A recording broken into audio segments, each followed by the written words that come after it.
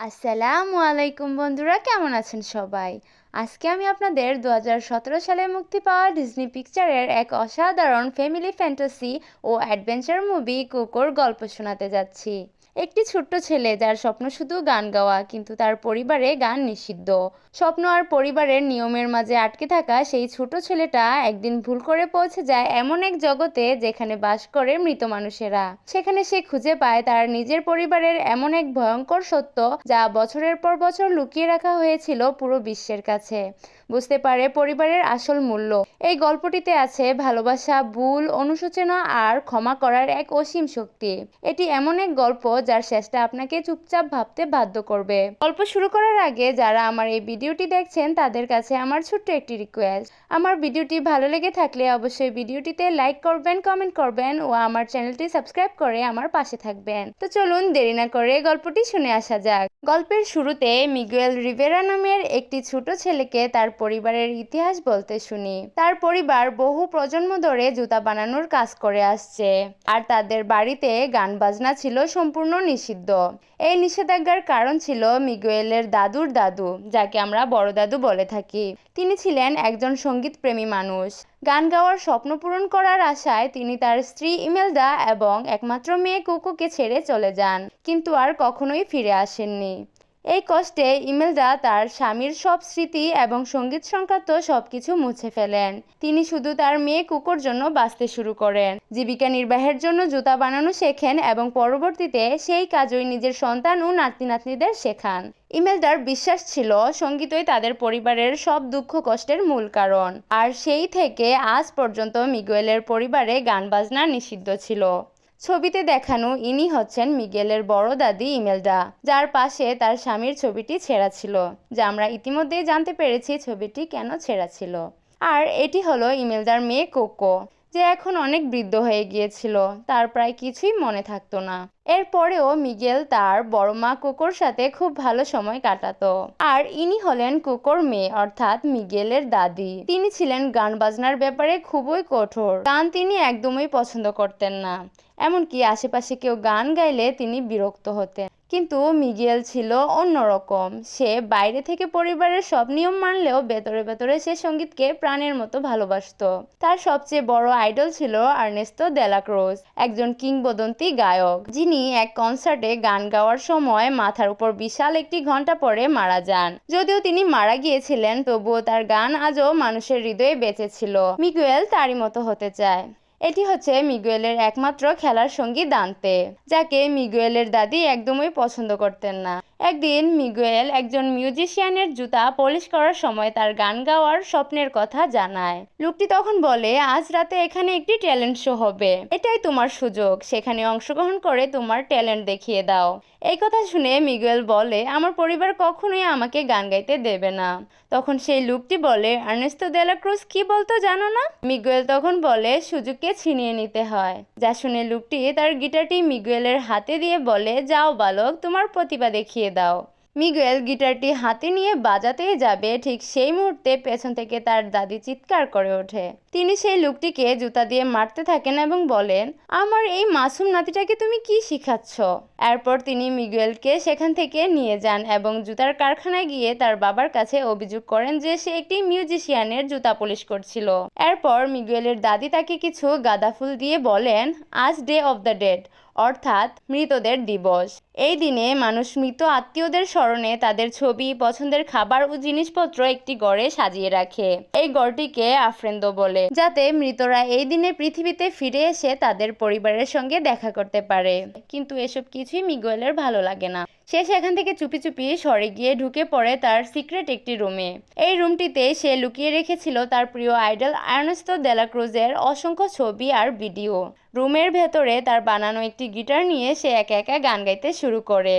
আর তার এই একাকী গানের একমাত্র সঙ্গী ছিল তার কুকুর দান্তে। ঠিক তখনই মিগুয়েল সিদ্ধান্ত নেয়, আজ যাই হোক না কেন সে ট্যালেন্ট শোতে অংশগ্রহণ করবেই। নিজের বানানো গিটার আর দান্তেকে সঙ্গে নিয়ে সে প্রতিযোগিতার উদ্দেশ্যে বেরিয়ে পড়ে। কিন্তু সামনে হঠাৎ তার বাবাকে দেখে সে লুকানোর জন্য ঢুকে পড়ে আফরেন্দো নামক ঘরটিতে। সেখানে থাকা টেবিলের নিচে দান্তেকে ও গিটারটি লুকিয়ে রাখে। এরপর মিগুয়েলের বাবা ও দাদি সেই ঘরে এসে মিগুয়েলকে দেখে খুবই খুশি হয়। তারা মিগুয়েলকে একটি চামড়ার অ্যাপ্রন পরিয়ে দিয়ে বলে আজ থেকে সে স্কুলের ফাঁকে ফাঁকে তাদের সাথে কারখানায় জুতা বানানোর কাজ করবে। তারা চলে যাওয়ার পর দান্তের মৃত আত্মীয়দের জন্য রাখা খাবারগুলো খেতে শুরু করে। মিগুয়েল তাকে টেনে আনতে গেলে দান্তে সেই খাবারগুলো ছাড়তে চায় না। আর সেই টেবিলের কভারটিতে টান লেগে মিগুয়েলের বড় দাদি ইমেলডার ছবিটি নিচে পড়ে ভেঙে যায়।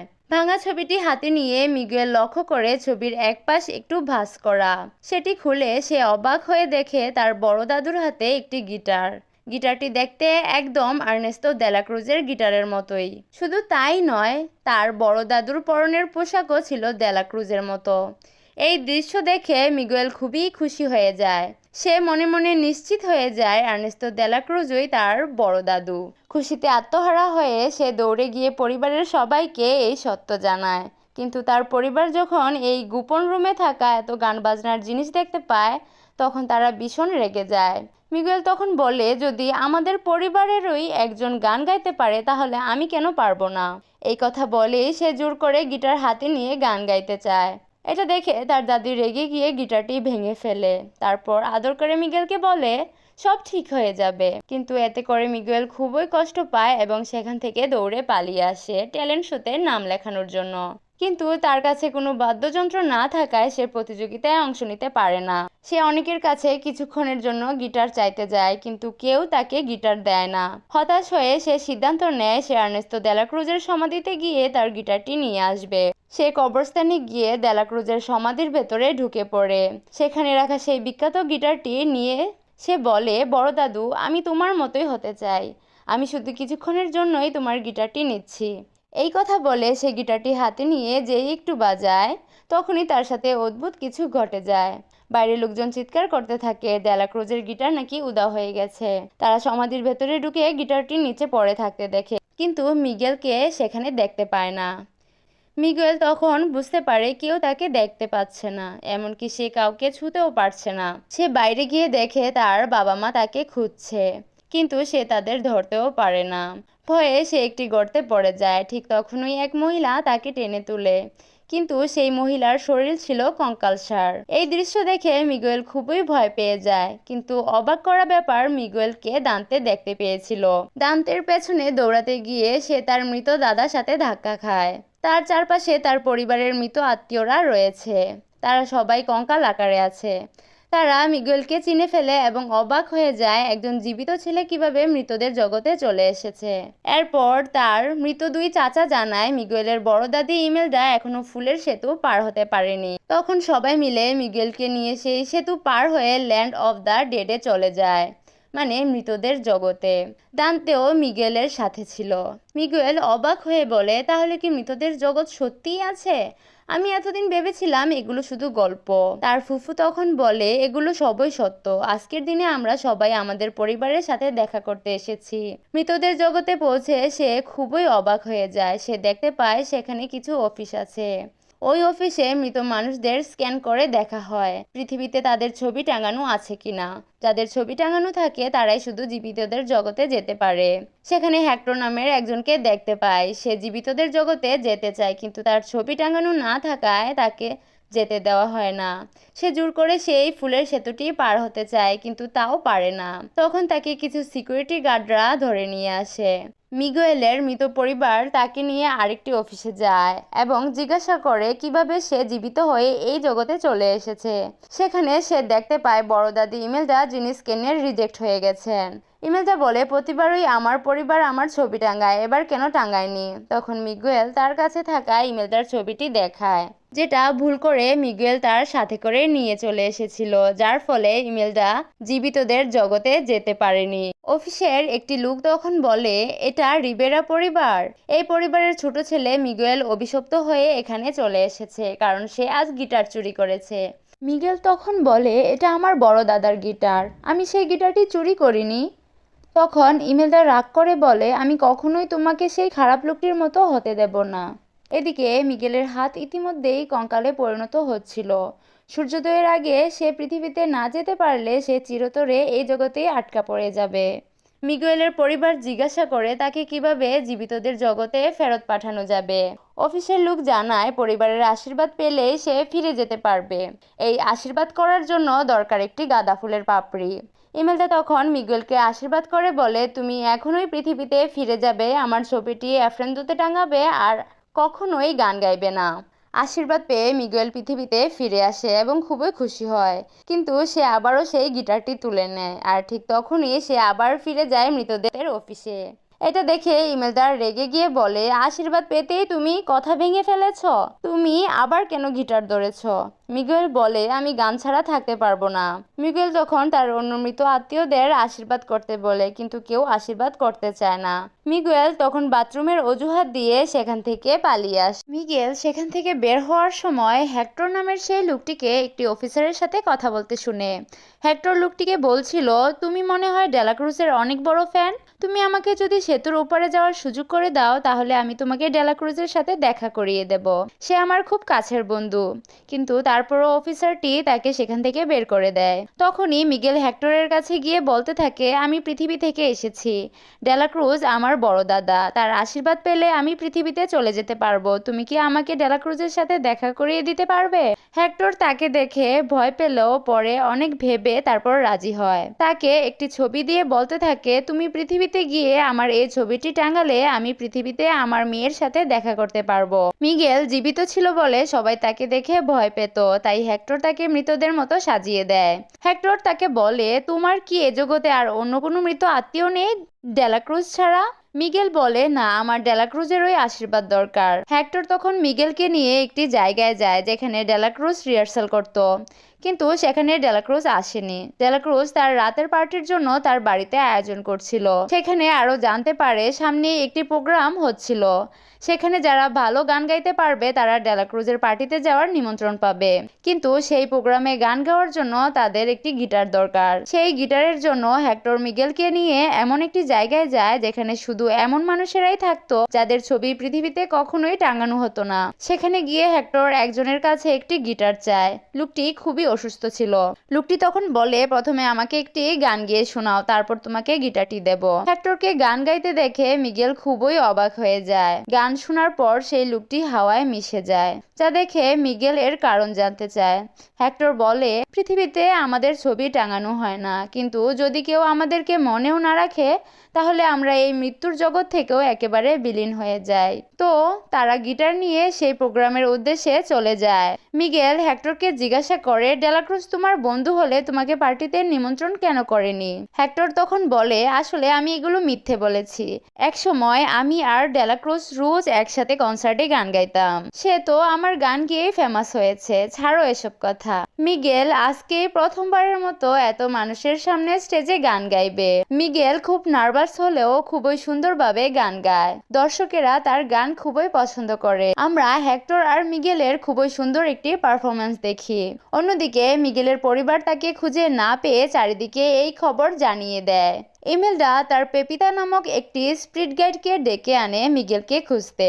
পেপিতা তার পাওয়ার ইউজ করে মিগেলের পায়ের ছাপ অনুসরণ করে সেই অনুষ্ঠানে চলে আসে, যা মিগেল দেখতে পেলে সেখান থেকে হেক্টরকে নিয়ে পালিয়ে যেতে শুরু করে। তখনই সেই অনুষ্ঠানের উপস্থাপক অ্যানাউন্স করে মিগেল নামের একটি জীবিত ছেলে এই জগতে চলে এসেছে, তার পরিবার তাকে খুঁজছে। যা শুনতে পেয়ে হেক্টর তখন মিগেলকে বলে, তুমি তো বলেছিলে তোমার পরিবার বলতে আর কেউই নেই। মিগেল তখন বলে, তারা চায় না আমি একজন মিউজিশিয়ান হই, তাই আমি তাদের আশীর্বাদ চাই না, আমার ডেলাক্রুজের ওই আশীর্বাদ দরকার। তখন হেক্টর বলে, তুমি শুধুই তোমার সময় নষ্ট করছো, এখনই তোমার পরিবারের কাছে ফিরে যাও এবং আমার ছবিটি পৃথিবীতে টাঙিয়ে রেখো। মিগেল তখন রাগ করে বলে, আমার তোমার সাহায্যের দরকার নেই, আর তোমার ছবি তোমার কাছেই রাখো। এই বলে মিগেল সেখান থেকে চলে যায়। এদিকে বড় দাদি ইমেলডা মিগেলকে দেখতে পেয়ে যায়। মিগেল তাকে দেখে সেখান থেকে চলে যেতে নিলে বড় দাদি একটি গান গেয়ে মিগেলকে থামতে বলে এবং বলতে থাকে, আমিও একসময় গান খুবই পছন্দ করতাম, কিন্তু আমি চাই না তুমি তোমার বড় দাদার মতো পরিবার ছাড়া হয়ে যাও, তুমি আমার কাছে ফিরে এসো। মিগেল তখন বলে, আমার খুশি গানের মধ্যেই, কিন্তু তোমরা কখনোই আমাকে গান গাইতে দিবে না। এটা বলে মিগেল সেখান থেকে পালিয়ে ডেলাক্রুজের সেই পার্টিতে যাওয়ার চেষ্টা করে, কিন্তু ইনভিটেশন কার্ড না থাকায় মিগেলকে সেখানে ঢুকতে দেয় না।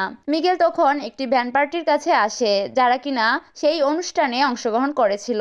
তারা মিগেলকে দেখে মিগেলের গানের প্রশংসা করে। মিগেল তাদেরকে সেই পার্টিতে ঢুকতে তাকে সাহায্য করতে বলে, আর তাদের সাহায্য নিয়ে সে সেই পার্টিতে চলে যায়। পার্টিতে অনেক মানুষের ভিড়ে ডেলাক্রুজের সাথে দেখা করা ছিল খুবই কষ্টসাধ্য, তাই মিগেল সেখানে গান গেয়ে সবার দৃষ্টি আকর্ষণ করে। এভাবে সামনে এগিয়ে যেতে গেলে সে একটি পুলের মধ্যে পড়ে যায়, যা দেখতে পেয়ে ডেলাক্রুজ পানির মধ্যে নেমে মিগেলকে বাঁচিয়ে নেয়। তখন মিগেলের মুখের রং পানিতে ভিজে উঠে গেলে সে বুঝতে পারে এটাই সেই জীবিত বাচ্চা যে এখানে চলে এসেছিল। মিগেল তখন ডেলাক্রুজকে বলে, আমি আপনার নাতির নাতি, আমি এখানে আপনার কাছে আশীর্বাদ নিতে এসেছি যেন আমি পৃথিবীতে যেতে পারি এবং আপনারই মতো একজন বড় সঙ্গীত শিল্পী হতে পারি। ডেলাক্রুজ এতে করে অনেক খুশি হয় এবং সবার সাথে তাকে পরিচয় করিয়ে দেয়। পার্টি শেষ হলে ডেলাক্রুজ মিগেলকে আশীর্বাদ করে পৃথিবীতে পাঠিয়ে দিচ্ছিল, ঠিক সেই মুহূর্তে হেক্টর সেখানে আসে। হেক্টর তখন মিগেলকে তার ছবিটি দিয়ে বলতে থাকে, তুমি কথা দিয়েছিলে তুমি আমার ছবিটি পৃথিবীতে টাঙাবে। ডেলাক্রুজ তখন সেই ছবিটি নিজের কাছে নিয়ে নেয় এবং হেক্টরকে দেখে বলতে থাকে, বন্ধু তোমার এই কি অবস্থা? হেক্টর তখন বলতে থাকে, তুমি আমার বন্ধু হতেই পারো না, তুমি না বলতে বন্ধুর জন্য আকাশ পাতাল এক করে দেবে, আর তুমি কিনা আমার গান চুরি করে ফেমাস হয়েছ, আর কোথাও আমার নাম অব্দি নওনি। এই কথা শুনে মিগেল বলতে থাকে, এই কথাটা তো আপনার জীবনী নিয়ে বানানো ছবির ডায়লগ, যেখানে এই ডায়লগটি বলে ডেলাক্রুজের বন্ধু ড্রিঙ্কসে বিষ মিশিয়ে মেরে ফেলতে চায়। তখনই সেই ছবিটি সেখানে চলছিল। হেক্টর সেই ছবিটি দেখে তার পুরনো কথা মনে করে। আসলে হেক্টর অনেকদিন যাবৎ ডেলাক্রুজের সাথে কনসার্টে এদিক সেদিক গিয়ে গান গাইতো। একদিন হেক্টরের তার মেয়ের কথা এতই মনে পড়ছিল যে সে সেখান থেকে চলে আসতে চেয়েছিল, কিন্তু ডেলাক্রুজ হেক্টরকে আসতে দিতে চায়নি। ডেলাক্রুজ তাকে ড্রিঙ্কস করে তারপর যেতে বলে, কিন্তু সেই ড্রিঙ্কসে বিষ মিশিয়ে ডেলাক্রুজ হেক্টরকে মেরে ফেলেছিল। আর হেক্টর কিনা এতদিন ভেবেছিল যে সে ফুড পয়জনিং এর জন্য মারা গিয়েছে।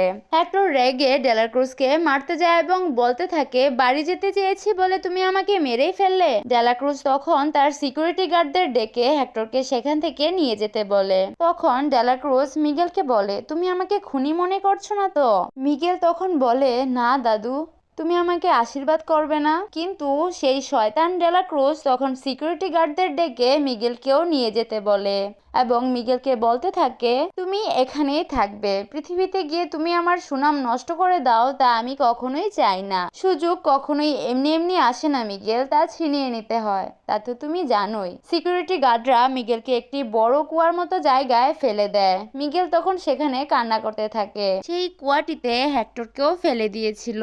মিগেল সেখানে হেক্টরকে দেখে খুবই খুশি হয় এবং তাকে গিয়ে জড়িয়ে ধরে বলতে থাকে, তুমি ঠিকই বলেছিলে, আমার উচিত ছিল আমার পরিবারের কাছে যাওয়া, কিন্তু আমি যাইনি। আমি এখন বুঝতে পারছি আমি কতটা ভুল ছিলাম। তখন ওই হেক্টর অসুস্থ হয়ে যাচ্ছিল। মিগেল এর কারণ জানতে চাইলে হেক্টর বলে, আমার মেয়ে কোকো আমাকে ভুলে যাচ্ছে, দুনিয়াতে ওর সাথে আমার দেখা হয়নি, ভেবেছিলাম মৃত্যুর পর হয়তো একসাথে দেখা করে নেব, কিন্তু মনে হয় না আর দেখা করতে পারবো, কারণ আমি আস্তে আস্তে বিলীন হয়ে যাব। হেক্টরের মুখে কোকোর নাম শুনে মিগেল তার বড় দাদি ইমেলডার ছবিটি বের করে তাকে দেখায়। হেক্টর তখন তা দেখে বলতে থাকে, এরা তো আমার স্ত্রী সন্তান। মিগেল তখন বলে, কোকো আমার বড় মা, তার মানে আমরা একই পরিবারের। হেক্টরই ছিল মিগেলের বড় দাদা। মিগেল তখন বলতে থাকে, জানো দাদা, আমি কতটা খুশি যে আমি তোমার নাতি, এতক্ষণ আমি ভাবছিলাম আমি একটা খুনির নাতি। তখন হেক্টরও অনেক খুশি হয়ে বলে, আমি অনেক গর্ববোধ করছি কারণ আমি তোমার দাদা। এরই মধ্যে সেখানে দান্তে ও ইমেলডা তার স্পিরিট গাইডের উপর চড়ে সেখানে চলে আসে এবং হেক্টর আর মিগেলকে বাঁচিয়ে নিয়ে আসে। ইমেলডা হেক্টরকে দেখে বলতে থাকে, পৃথিবীতে আমাদের কষ্ট দিয়ে শেষ হয়নি যে এখন 5 মিনিট মিগেলের সাথে থেকে তুমি তার জন্য বিপদ ডেকে নিয়ে এসেছ? তখন মিগেল তার বড় দাদিকে বলে, না দাদি, হেক্টরই আমার জন্য বিপদে পড়েছিল এবং পৃথিবীতে দাদু কখনোই তোমাদের কষ্ট দিতে চায়নি। সে তোমাদের কাছে ফিরে আসতে চেয়েছিল, কিন্তু ডেলাক্রুজ তাকে বিষ দিয়ে মেরে ফেলেছিল। হেক্টর তখন বলে, মিগেল যা বলছে সবকিছুই সত্যি, আমাকে ক্ষমা করে দাও। এটা বলে হেক্টর আবার অসুস্থ হয়ে যাচ্ছিল। মিগেল তখন বলে, বড় দাদুর ছবি আমাকে পৃথিবীতে গিয়ে টাঙাতে হবে, না হলে দাদা এই জগৎ থেকেও বিলীন হয়ে যাবে। কিন্তু ছবিটি ডেলাক্রুজ তার নিজের কাছে রেখে দিয়েছে, আমাদের আগে সেই ছবিটি উদ্ধার করতে হবে। তখন সবাই মিলে সেই ছবিটি আনার জন্য ছদ্মবেশ নিয়ে ডেলাক্রুজের কনসার্টে চলে যায় এবং সবাই সবার কাছে একটা করে গাঁদা ফুলের পাপড়ি নিয়ে রাখে, যেন সুযোগ পেলেই মিগেলকে আশীর্বাদ করতে পারে। তারা খুঁজতে খুঁজতে ডেলাক্রুজকে পেয়েও যায়। ইমেলটা তখন ডেলাক্রুজকে তার জুতা দিয়ে কষিয়ে দুইটা চড় দেয়, একটা তার ভালোবাসাকে মেরে ফেলার জন্য, আরেকটা তার নাতিকে মারার চেষ্টা করার জন্য। ডেলাক্রুজ যখন বুঝতে পারে মিগেলই হেক্টরের নাতি, তখন সেটা বুঝে সে দৌড়ে পালিয়ে যেতে চেষ্টা করে। আর এখানে আমরা খুবই সুন্দর একটি ফাইট সিন দেখি। এরই মধ্যে ইমেলডা হেক্টরের ছবিটি পেয়ে গেলেও সে ভুলবশত অনেক মানুষের সামনে স্টেজে উঠে পড়ে। এদিকে ডেলাক্রুজ তার সিকিউরিটি গার্ডদের ইমেলডাকে ধরে আনতে বলছিল, কিন্তু মিগেল তখনই তার দাদিকে গান গাইতে বলে। ইমেলডা তখন খুবই সুন্দর একটি গান গায়, যা শুনে মুগ্ধ হয়ে সিকিউরিটি গার্ডরা তাকে আর ধরতে পারে না। তখন ডেলাক্রুজ এসে ইমেলডার সাথে গান গাইতে গাইতে ইমেলডার হাত থেকে হেক্টরের ছবিটি নিতে চায়, কিন্তু তাও পারে না। ইমেলডা গান শেষ করে দৌড়ে মিগেলের কাছে এসে হেক্টরের ছবিটি দেয় এবং তার কাছে থাকা ফুলের পাপড়ি দিয়ে আশীর্বাদ করে মিগেলকে পৃথিবীতে পাঠিয়ে দিচ্ছিল। ঠিক সেই মুহূর্তে ডেলাক্রুজ এসে মিগেলকে ধরে নেয়। তখন মিগেল ডেলাক্রুজকে বলতে থাকে, তুমি খুনি, তুমি আমার দাদার গান চুরি করে ফেমাস হয়েছো। ডেলাক্রুজ তখন বলে, আমি আমার সুনাম রক্ষার জন্য সবকিছু করতে পারবো। তা বলে মিগেলকে অনেক উঁচু থেকে ফেলে দেয়। অন্যদিকে এতক্ষণ ঘটে যাওয়া এই দৃশ্য সেখানে থাকা সব দর্শক লাইভ ভিডিও দেখে নেয়। মিগেলকে পড়তে দেখে পেপিতা এসে তাকে বাঁচিয়ে নেয়, কিন্তু মিগেলের হাত থেকে হেক্টরের ছবিটি পানিতে পড়ে নষ্ট হয়ে যায়। অন্যদিকে এত কিছু করে ডেলাক্রুজ যখন দর্শকের সামনে স্টেজে উঠে গান গাইতে নেয়, দর্শকেরা তাকে খুনি খুনি বলতে থাকে।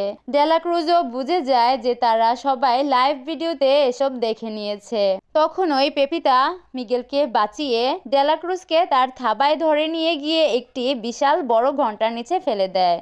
যেমন করে পৃথিবীতে এক বিশাল ঘন্টার নিচে পড়ে তার মৃত্যু হয়, ঠিক এমনভাবেই এখানেও সেই ঘন্টার নিচে পড়ে চিরতরে সে বিলীন হয়ে যায়। এদিকে একটু পরে সূর্যোদয় হয়ে যাবে। হেক্টর সেখানে অসুস্থ হয়ে পড়েছিল।